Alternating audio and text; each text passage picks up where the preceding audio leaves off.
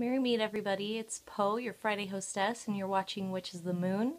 This week on the channel we're discussing the importance of correspondences in our magical workings and rituals. I personally think that correspondences are pretty important, especially because they have a lot to do with setting the intent when you're doing a ritual or spell or meditation and the like. I feel like the perfect example of this is the way we set up our altars. Correspondences are the magical or spiritual associations that we make with particular magical items or tools, and I feel like it does. I mean, there's a lot of debate in the realm of correspondences with regard to intent, and I feel I am one of those people that believes that the correspondences that go along with certain tools or items does kind of help pack an extra punch to the intent of what you're doing.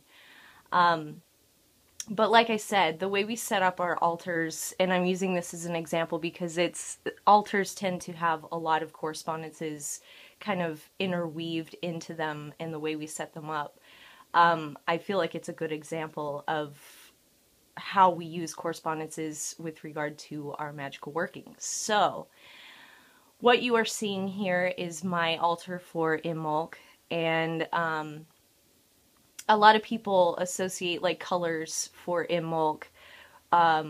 They see it as red and white for the correspondences. However, the beautiful thing about correspondences and the association with magical items, tools, colors, crystals, what have you, is that, yeah, there are basics that need to be learned. However, once those basics are learned, you kind of get into a comfortable way of working with them. Therefore, you're able to kind of add your own little touch to things. So, like I said, the magical kind of colors and things associated with Imbolc in particular are red and white, and this is due to the maiden becoming the mother, giving birth to the son, the days getting longer, that sort of thing. So that's why you see the red and white a lot. However, I associate white and like baby pink with Imbolc,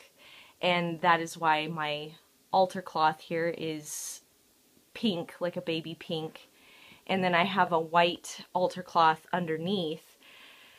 The pink is representing the maiden becoming the mother, giving birth to the son, the god. I associate the color pink with birth and that sort of thing, the color of baby skin, the purity of things, but I also associate the color white with that stuff. So I felt that pink would be an appropriate correspondence, laying over the white because it represents the birth of the god, the sun, kind of overcoming the snow in winter and that sort of thing. So that's why I associate the color pink and white with Imbolc. If you notice here, I have white candles on the goddess side. I have one white and a big white candle with rose petals. I use a lot of rose petals anyway, but particularly during Imbolc because I feel that rose petals are the rebirth. It's life. It's kind of a flowering of sexual energy, that sort of thing. And I feel with this particular sabbat that it's just appropriate. It's the correspondence that I make with it. The intent of rebirth, the intent of life coming back, that sort of thing.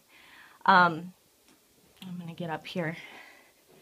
So I have in the middle here a cauldron, white candle burning, 3 wicks representing the maiden, mother, and crone aspect.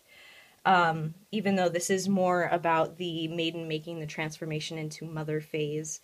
And around the candle you can see I've got a lot of rose petals, just set with intent for rebirth and that sort of thing, beauty, the feminine, divine, that sort of thing. And then around the candle and the cauldron, you can see I have rose quartz. I use a lot of rose quartz during this time of the year because I feel that it's the healing and rebirth, the love that is correspondent with this time of the year, with the Sabbat, Imbolc, and also with Valentine's Day, that sort of thing. I just feel that it's very appropriate. And then in the back here, I have a statue, a wooden statue of a mother and her baby, just again representing the correspondence with Imbolc and the mother giving birth to the father, the son. So that's why that's there. Another correspondence that I make with this time of the year is on the goddess side. I use a lot of moonstones, so I've got regular moonstone, rainbow moonstone, and chocolate moonstone set here with the goddess candle that I will light on Imbolc for the goddess. And then on the god side, plain white candle and citrine, carnelian, and tiger's eye, because I feel that those correspond with the male element. Then in the back over here in this little jar, I have cinnamon sticks representing masculine energies, and over here I have a jar of rose petals that I feel represent and correspond to the feminine divine. So you can kind of see the correspondences here that I'm using as far as my altar and kind of the intent that's set with those correspondences. I feel that like I said, I feel that correspondences are important, and learning the basics of like crystal correspondences, color correspondences, candle color correspondences, particular herb correspondences with regard to the magical and spiritual, I think is pretty important. And the great thing about it is you don't have to have a whole bunch of money to, you know, make correspondences with different items that you may find or that sort of thing. You could take a nature walk and find a stone that in no way is pink or white or anything that represents, you know, the love aspect or the healing aspect, but you pick that stone up and you correspond it with those types of energies. It's all in how you feel about it. It doesn't have to be pink. It doesn't have to be white. It doesn't have to be any of those things. It's how you feel when you pick that item up. That's the correspondence and association that you make with the energies that it's giving off in particular. So anyway, that's my video on magical correspondences. I hope you have enjoyed. Please subscribe if you haven't, and if you have any questions or comments, leave them in the comment box below, and we will talk to you next week. I hope you have a blessed weekend and many blessings to you.